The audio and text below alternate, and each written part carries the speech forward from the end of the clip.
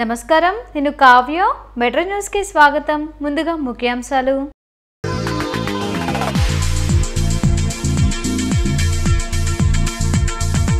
CM Jagan అధ్యక్షతన cabinet సమావేశం. Mega డిఎస్సితో పాటు కీలక అంశాలకు ఆమోదం.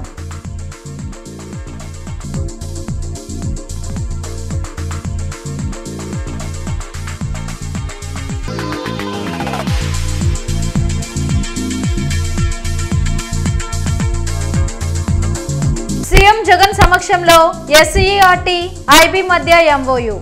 ప్రభుత్వ స్కూల్స్ లో 2025 నుంచి అందుబాటులోకి రానున్న ఐబీ సిలబస్.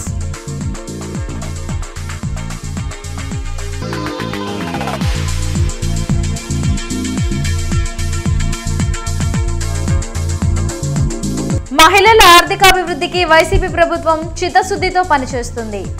ఆసరా 4వ విడత సంబరాల్లో MLA Mustafa.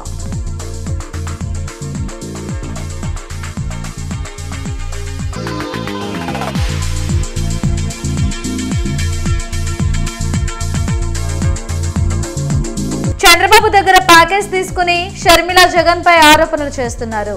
ధ్వజమెత్తిన mayor Kavati.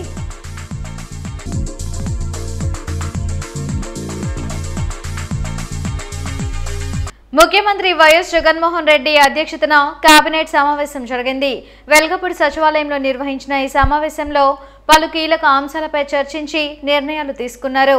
DSC నోటిఫికేషన్తో పాటు ఫిబ్రవరిలో అసెంబ్లీ సమావేశాలు నిర్వహించాలని తీర్మానించాయి. ఏపీలో నిరుద్యోగులకు రాష్ట్ర ప్రభుత్వం శుభవార్త తెలిపింది. మెగా డిఎస్సి నోటిఫికేషన్కు కేబినెట్ నిర్ణయించింది. సీఎం జగన్ అధ్యక్షతన వెల్గపూడి సచివాలయంలో నిర్వహించిన మంత్రివర్గ సమావేశంలో పలు కీలక అంశాలపై చర్చించి నిర్ణయాలు తీసుకున్నారు. 6100 పోస్టులతో డిఎస్సి నిర్వహణకు కేబినెట్ గ్రీన్ సిగ్నల్ ఇచ్చింది.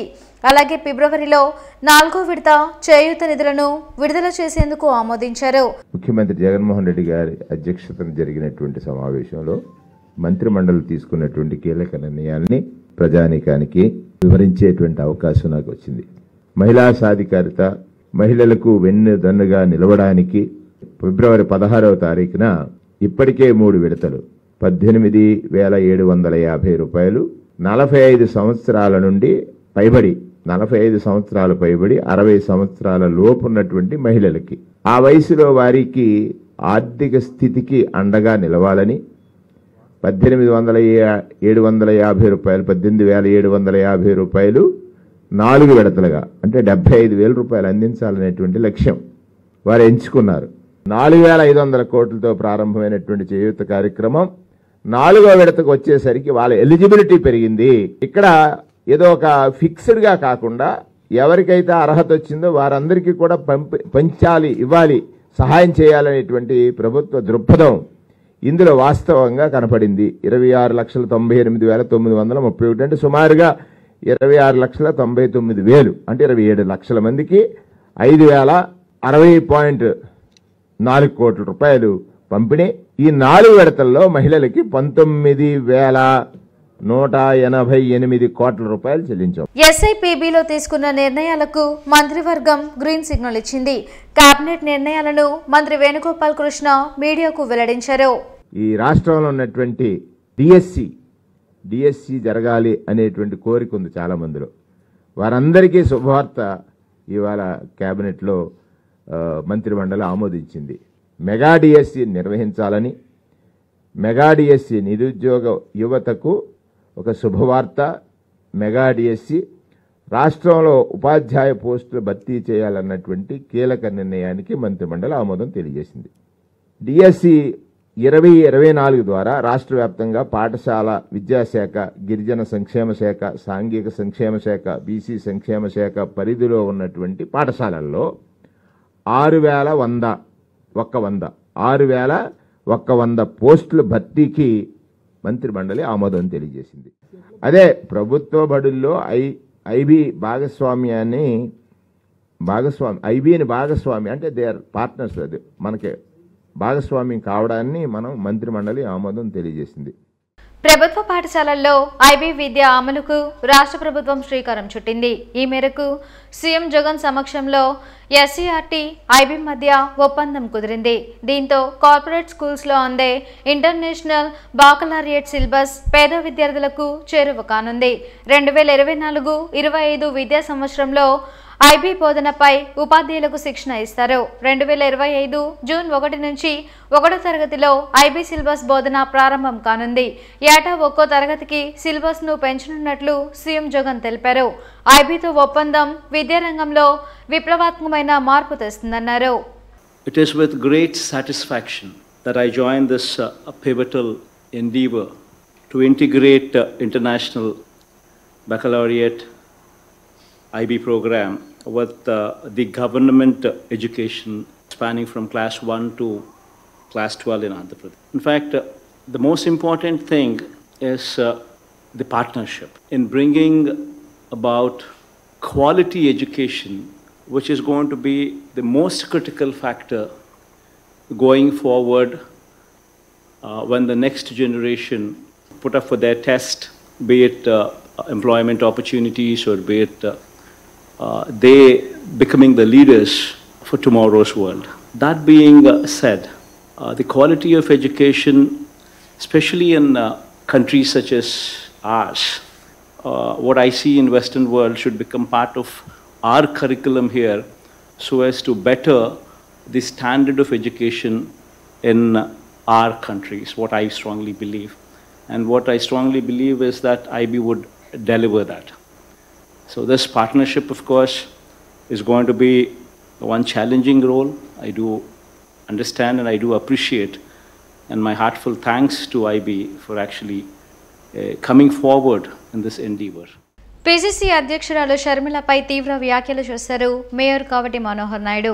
చంద్రబాబు దగ్గర ప్యాకేజ్ తీసుకుని జగన్పై ఆరోపణలను షర్మిల చేస్తున్నారని ధ్వజమెత్తారు. ఒక షర్మిల తప్ప రాష్ట్రంలో సంక్షేమ ఫలాలు లబ్ధి పొందిన ప్రతి సోదరి సీఎంకు అండగా నిలిచేందుకు సిద్ధంగా ఉన్నారని తెలిపారు.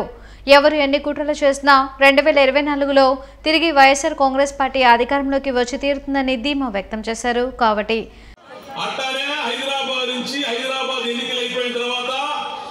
తను పెట్టినటువంటి పార్టీని, తను నమ్ముకున్నటువంటి మనుషుల్ని హోల్సేల్ గా దుకాణం సత్తి మోటామూల్ని సర్దుకొని మొత్తం నా సార్ హోల్సేల్ గా కాంగ్రెస్ పార్టీకి అమ్మేసి ఈ రోజు ఆ వలస పక్షి చంద్రబాబు నాయుడు గారి పంచన చేరి పవన్ కళ్యాణ్ గారి పక్కన కూర్చొని ఈ రోజు తన అన్న జగనన్నని ముఖ్యమంత్రి పీఠ నుంచి దించాలని చెప్పేసి వాళ్ళతో కుట్రపడినటువంటి పరిస్థితి ఎంత దౌర్భాగ్యంగా ఉందో ఈ రాష్ట్రంలో మనకు అర్థమవుతా ఉంది. రాష్ట్రాన్ని ముక్కలు చేసి జగన్ ని ఇబ్బందులు పెట్టిన కాంగ్రెస్ పార్టీలోకి వెళ్లిన షర్మిలను ప్రజలు నమ్మరన్నారు. నేను ఒకటైతే స్పష్టంగా చెబుతా ఉన్నా, అమ్మ షర్మిలమ్మ, నువ్వు మా జగనన్న రక్తం పంచుకొని పుట్టుండొచ్చావో కానీ ఈ ఆంధ్ర రాష్ట్రంలో ఉన్నటువంటి మహిళా మత్తలు యువతి యువకులు అందరూ మా జగనన్న రక్తం పంచుకొని పుట్టకపోయినా కూడా మా చివరి రక్తం పొట్టు వరకు కూడా మేము జగనన్నతో ప్రయాణం చేస్తాం. మరలా ఈ రాష్ట్రానికి జగనన్న ముఖ్యమంత్రి చేసి తీరుతామని చెప్పేసి కూడా నేను చెప్తా ఉన్నా. ఏమమ్మా షర్మిలమ్మ గారు, నీకు ప్రత్యేక హోదా గురించి ఈ రోజు గుర్తొచ్చిందా నీకు? నువ్వు అసలు ఈ ఆంధ్ర రాష్ట్రాన్ని విభజన చేసింది ఏ పార్టీ అమ్మా? ఈరోజు అదే కాంగ్రెస్ పార్టీలో, అదే సోనియా గాంధీ గారి పక్షాన, అదే కాంగ్రెస్ పార్టీ పక్షాన ఈ రోజు మళ్ళీ నువ్వు తెలంగాణ నుంచి ఇక్కడికి వచ్చి ఈ రోజు కాంగ్రెస్ పార్టీ గురించి, జగన్మోహన్ రెడ్డి గారి గురించి నువ్వు మాట్లాడుతూ ఉన్నావంటే ఈ రోజు దెయ్యాలు వేదాలు వదిలిస్తా ఉన్నాయమ్మా షర్మిలమ్మ అని చెప్పేసి అడుగుతా ఉన్నా. వైఎస్ఆర్ ఆసరా 4వ విడత సంబరాలు పాతగుంటూరులో జరిగాయి. కార్యక్రమంలో తూర్పు నియోజకవర్గ ఎమ్మెల్యే మహమ్మద్ ముస్తఫా, నగర మేయర్ కావటి మనోహర్ నాయుడు, సమన్వయకర్త నూరి ఫాతిమా పాల్గొని లబ్ధిదారులకు నగదు పంపిణీ చేశారు. పాతగుంటూరులో జరిగిన ఆసరా పంపిణీ కార్యక్రమంలో ఎమ్మెల్యే ముస్తఫా, మేయర్ కావటి మనోహర్ నాయుడు, నూరి ఫాతిమా మాట్లాడారు. వైఎస్ఆర్ ఆసరాతో పాటు అనేక సంక్షేమ కార్యక్రమాల ద్వారా ముఖ్యమంత్రి జగన్ మహిళల అభివృద్ధి కోసం చిత్తశుద్ధితో కృషి చేస్తున్నారన్నారు. టీడీపీ హయాంలో ప్రభుత్వ సంక్షేమ పథకాలు పొందాలంటే జన్మభూమి కమిటీలకు లంచాలు చెల్లించుకోవాల్సిన పరిస్థితి ఉండేదని గుర్తు చేశారు. వైసీపీ పాలనలో గ్రామ, వార్డు సచివాలయాలు, వాలంటీర్ వ్యవస్థ ద్వారా సంక్షేమ పథకాలను ప్రభుత్వం అందిస్తుందన్నారు. రానున్న ఎన్నికల్లో జగన్ను మళ్లీ ముఖ్యమంత్రిని చేయాలని కోరారు. కార్యక్రమంలో స్థానిక కార్పొరేటర్ ధనలక్ష్మి, వైసీపీ నాయకులు పాల్గొన్నారు. అంటే మన ముఖ్యమంత్రి జగన్మోహన్ ఆశయాలు వేరు. ఆశయాలంటే ఈ రాష్ట్రం అభివృద్ధి చేయాలి, తీసుకెళ్లాలని. తర్వాత మాట్లాడతా. ఇప్పుడు మన నగర మేయర్ మనోహర్ నాయుడు గారిని మాట్లాడవలసిందిగా కోరుతూ ఉన్నాం. ఆడవాళ్ళు వాళ్ళ కాళ్ళ మీద వాళ్ళు నుంచుంటే ఖచ్చితంగా సమాజంలో ఒక సంకేతం తీసుకెళ్లొచ్చు. ఈ పథకాలు ఇచ్చుకుంటూ ఈరోజు మరి 5 సంవత్సరాలు ఆయన మాట ఇచ్చిన ప్రకారంగానే చేసుకుంటూ వచ్చారు.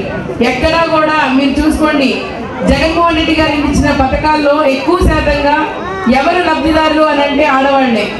అవునా? ఆడవాళ్ళేనా లబ్ధిదారులు? ఆడవాళ్లే లబ్ధిదారులు. ఈ రాష్ట్రంలో కూడా జగన్మోహన్ రెడ్డి గారు ప్రతి ఒక్క మహిళ కూడా బయటికి రావాలి, ప్రతి ఒక్క మహిళ కూడా ఉద్యోగం చేయాలి, ప్రతి ఒక్క మహిళ కూడా పెరగాలి అని చెప్పి ఆసరా అనే ప్రోగ్రాంతో మీరు తీసుకున్న రుణాలకి జగన్మోహన్ రెడ్డి గారు న్యాయం చేసే విధంగా ప్రతి ఒక్కరికి తోడుంటున్నారు. రానున్న ఎన్నికల్లో జగన్ను గద్దె దింపేందుకు రాష్ట్ర ప్రజలు సిద్ధంగా ఉన్నారని టీడీపీ తూర్పు నియోజకవర్గ ఇన్ఛార్జ్ నజీర్ అహ్మద్ అన్నారు. వైసీపీ నాయకులే రోడ్లపైకి వచ్చి జగన్ను దూషిస్తున్నారని తెలిపారు. తూర్పు నియోజకవర్గ తెలుగుదేశం పార్టీ కార్యాలయంలో నజీర్ అహ్మద్ మీడియాతో మాట్లాడారు. మహిళలపై దాడులు, నిరుద్యోగంలో రాష్ట్రం ముందంజలో ఉందని విమర్శించారు. రానున్న రోజుల్లో తూర్పు నియోజకవర్గ ఎమ్మెల్యే ముస్తఫా అవినీతి చిట్టాను ఒక్కొక్కటిగా బయట పెడతామని హెచ్చరించారు. రా కదిలిరా చంద్రబాబు నాయుడు గారు ఇచ్చినటువంటి పిలుపుతో రాష్ట్రంలో 5 కోట్ల ప్రజానికం జగన్మోహన్ రెడ్డి గారిని గద్దె దించడానికి సిద్ధమైనటువంటి పరిస్థితులు కనిపిస్తూ ఉన్నాయి.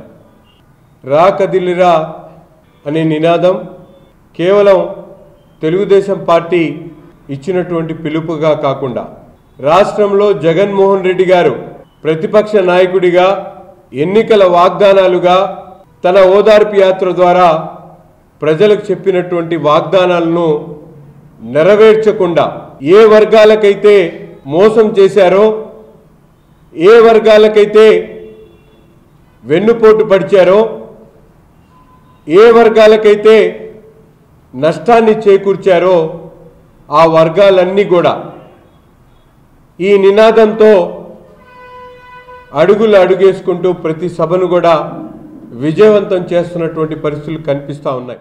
శ్రీకృష్ణదేవరాయ కాపు, బలిజ, తెలగ, తూర్పు కాపు ఉద్యోగ ఉపాధ్యాయ జేఏసీ ఆధ్వర్యంలో ఫిబ్రవరి 4న ఆత్మీయ సమావేశం నిర్వహించనున్నట్లు జేఏసీ కన్వీనర్ దాసరి రాము తెలిపారు. లక్ష్మీపురంలో దాసరి రాము మీడియాతో మాట్లాడారు. కాపు ఉద్యోగుల సమావేశాన్ని జయప్రదం చేయాలని కోరారు. అరండల్పేటలోని ఫర్టిలైజర్ హాల్లో జరగనున్న సమావేశంలో జిల్లా వ్యాప్తంగా ఉన్న కాపు ఉద్యోగులు పాల్గొనున్నట్లు ఆయన తెలిపారు.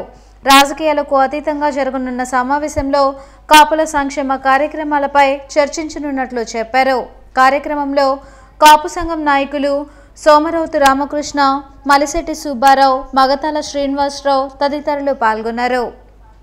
మా తెలగ బలిజ కాపు జేఏసీ సౌత్ ఇండియా వైడ్గా ఉన్న ఈ జేఏసీ కాపు కమ్యూనిటీ అభివృద్ధి కోసం ఉన్న ఈ జేఏసీ మరియు కాపు ఉద్యోగస్తులు, వివిధ డిపార్ట్మెంట్స్లో ఉన్న కాపు ఉద్యోగస్తుల యొక్క సమాఖ్య సంయుక్తంగా 2 ఆర్గనైజేషన్స్ కలిసి ఫిబ్రవరి 4వ తేదీ ఆదివారం ఉదయం 10 గంటల నుంచి సాయంత్రం 5 గంటల దాకా మన గుంటూరు పట్టణంలోని అరండాలపేట 12వ లైన్లో ఉన్న ఫర్టిలైజర్స్ అసోసియేషన్ కళ్యాణ మండపంలో ఆత్మీయ సమావేశం ఏర్పాటు చేయడమైంది. ఫిబ్రవరి 4వ తేదీ ఈ తెలగ బలిజ కాపు ఆంధ్రప్రదేశ్లోని అన్ని జిల్లాలు, అన్ని శాఖల్లో పనిచేస్తున్న రాష్ట్ర ప్రభుత్వ ఉద్యోగస్తులు, కేంద్ర ప్రభుత్వ ఉద్యోగస్తులు ఒక ఆత్మీయ సమావేశం ఏర్పాటు చేస్తున్నాం. ఈ సమావేశం యొక్క లక్ష్యం కాపు కులానికి జేఏసీగా పనిచేస్తున్నాం కాబట్టి మాకున్న పరిచయాలు, మాకున్న అన్ని ప్రాంతాల్లోనూ మాకున్న నెట్వర్క్ అన్నింటినీ క్రోడీకరించి మా ఉద్యోగస్తులు ఒక జాయింట్ యాక్షన్ కమిటీ, మా ప్రభుత్వ ఉద్యోగస్తులది ప్రొఫెషనల్స్ జాయింట్ యాక్షన్ కమిటీ లాగా ఎంటైర్ స్టేట్కి ఒకటి ఉంటే మాకు బాగుంటుంది, దానికి మీరందరూ మాకు సహకరించండి అని చెప్పారంటే ఈ యొక్క బృహత్తరమైన కార్యక్రమాన్ని చేపట్టాం. మాజీ మంత్రి రావెల కిషోర్ బాబు వైఎస్ఆర్ కాంగ్రెస్ పార్టీలో చేరారు.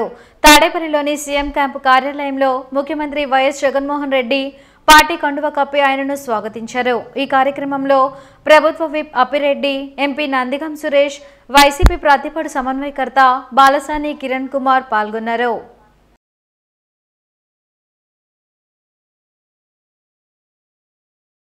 గుంటూరులోని లలిత సూపర్ స్పెషాలిటీ హాస్పిటల్లో ఐటీ సోదాలు జరిగాయి. ఢిల్లీ నుంచి వచ్చిన సెంట్రల్ టీం ఈ సోదాలు చేశారు. 4 బ్రాంచ్లలో ఈ సోదాలు చేపట్టారు. ఆర్మర్డ్ ఫోర్స్, ఐటీ అధికారులకు భద్రత కల్పించాయి.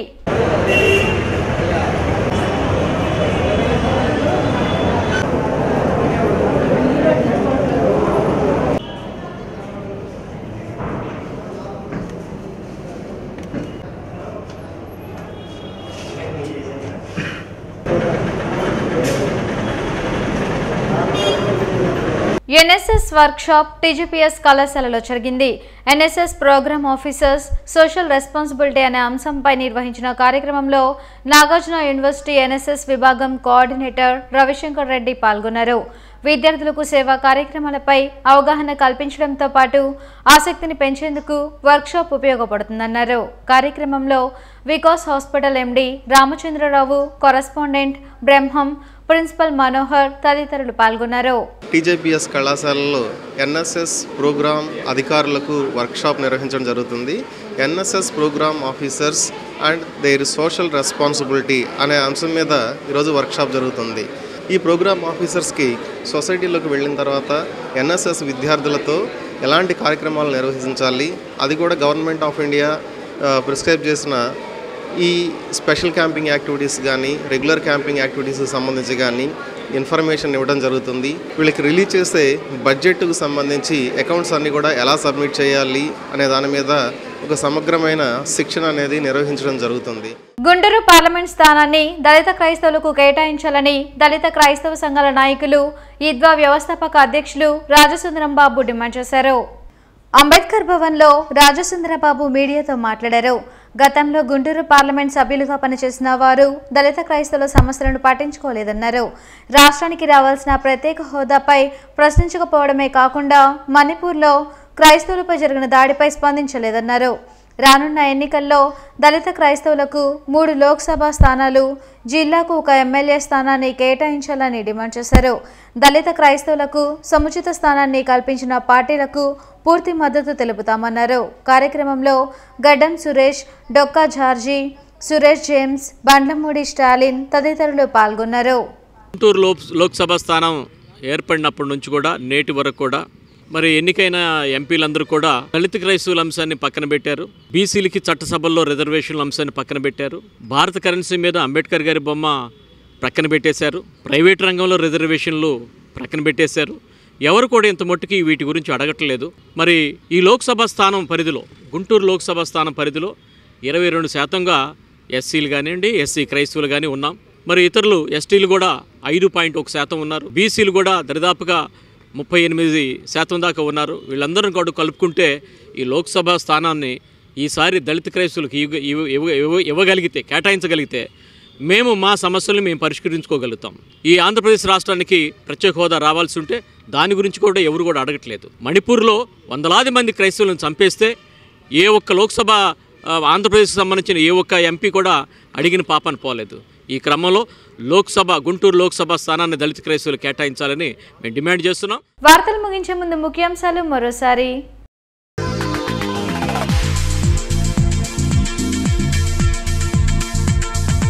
సీఎం జగన్ అధ్యక్షతన కేబినెట్ సమావేశం.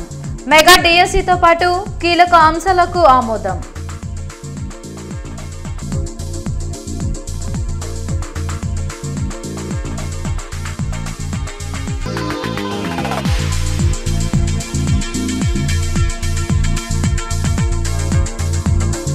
సీఎం జగన్ సమక్షంలో ఎస్సీఈఆర్టీ ఐబీ మధ్య ఎంఓయూ.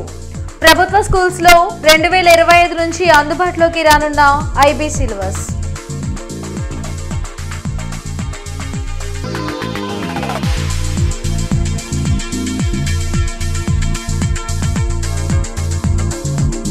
మహిళల ఆర్థికాభివృద్ధికి వైసీపీ ప్రభుత్వం చిత్తశుద్ధితో పనిచేస్తుంది.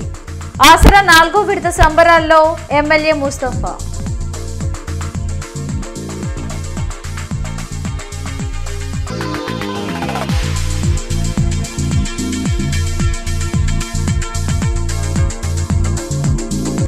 బాబు దగ్గర ప్యాకేజ్ తీసుకుని షర్మిల జగన్ పై ఆరోపణలు చేస్తున్నారు. ధ్వజమెత్తిన మేయర్ కావటి.